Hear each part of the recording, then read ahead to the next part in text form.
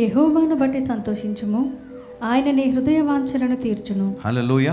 యెహోవాను బట్టి సంతోషించుము, ఆయన నీ హృదయ వాంఛలను తీర్చును. ఎంతమంది కొన్ని డ్రీమ్స్ మీరు కలిగి ఉన్నారు, కొన్ని డ్రీమ్స్, కొన్ని కళ్ళు కంటా ఉన్నారు కదా.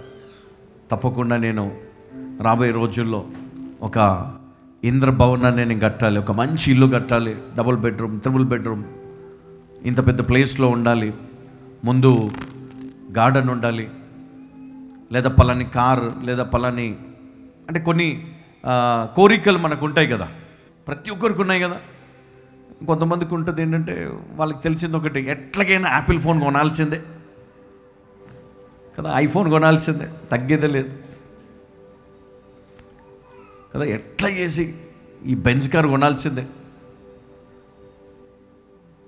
ఏదేమైనా సరే వానికంటే మంచి కారు కొంటా నేను, అస్సలు తగ్గేదే లేదు అనుకుంటామా లేదా? కానీ ఒకటి గుర్తుపెట్టుకోవాలి మనం, దేవుడంట ఆయన నీ హృదయ వాంఛలను తీరుస్తాడంట. నీ హృదయములో ఏదైతే వాంఛను కలిగి ఉన్నావో దాన్ని తీర్చే దేవుడు అంట ఆయన. హల్లెలూయా. అందుకే నువ్వు ఏం చేయాలి?